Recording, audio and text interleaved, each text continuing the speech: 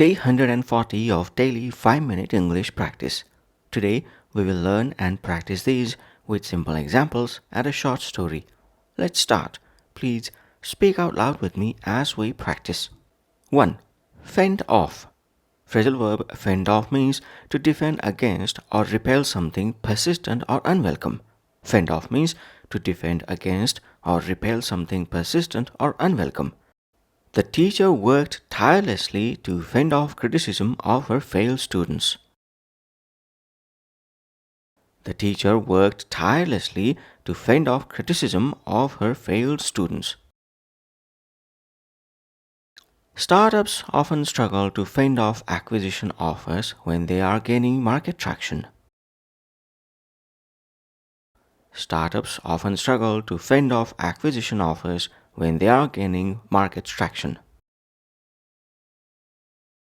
The actor deftly fended off personal questions by redirecting the conversation to his movies. The actor deftly fended off personal questions by redirecting the conversation to his movies. 2. Perspicacious. Adjective perspicacious means showing acute discernment and keen insight, or perceptive beyond surface appearances. Perspicacious means showing acute discernment and keen insight, or perceptive beyond surface appearances. Only a perspicacious auditor would detect that sophisticated accounting discrepancy.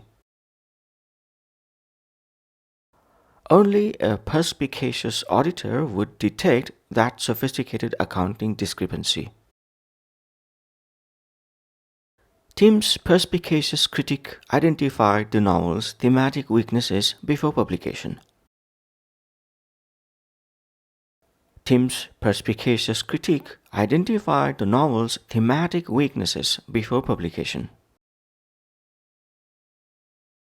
My perspicacious choice of words prevented what could have become a protracted argument.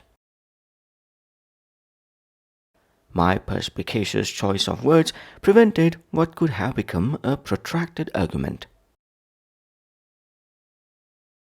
3. Have an axe to grind. Idiom have an axe to grind means to pursue a matter due to a personal grievance or hidden self-interest rather than principle.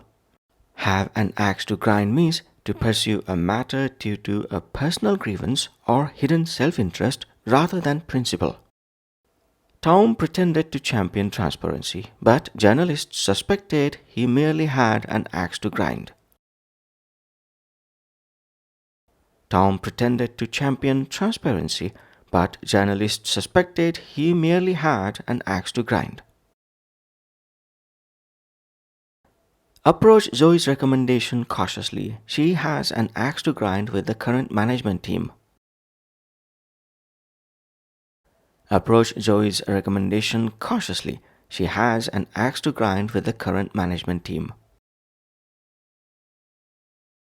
4. Harbor resentment.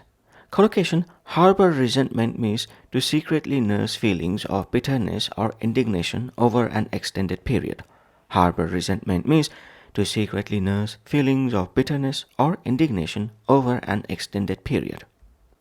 Wise leaders address conflicts promptly rather than let teams harbor resentment in silence. Wise leaders address conflicts promptly rather than let teams harbor resentment in silence. Organizations that dismiss employee concerns often cause staff to harbor resentment that erodes morale. Organizations that dismiss employee concerns often cause staff to harbor resentment that erodes morale. 5. A rolling stone gathers no moss. Proverb a rolling stone gathers no moss in negative context means constant movement prevents stability or accumulation, and in positive context it means freedom from stagnation. After 15 cities in 10 years, he finally settled down, realizing that a rolling stone gathers no moss and he craved roots.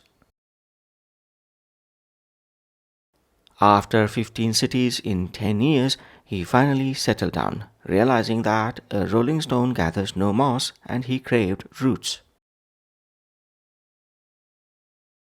While colleagues criticized her job hopping, she argued that a rolling stone gathers no moss and she'd avoided corporate complacency. While colleagues criticized her job hopping, she argued that a rolling stone gathers no moss and she'd avoided corporate complacency. Now let's put all of these into a short story. Story title: The Nomad's Reckoning. For years, Jack managed to fend off pressure to settle down. His perspicacious career moves kept him in demand across continents. Yet, colleagues whispered he had an axe to grind with corporate culture itself, rejecting loyalty in favor of perpetual motion.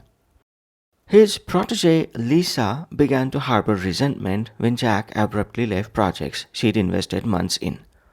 "You teach a strategy," she finally confronted him, "but you never stay to see outcomes." Jack paused. He'd worn his ruthlessness as virtue, citing that a rolling stone gathers no moss. But Lisa's words struck deep. True influence, he realized, required presence. The next morning, he declined a lucrative overseas offer and committed to mentoring his team through year end. That's it for day 140. Thanks for practicing with me.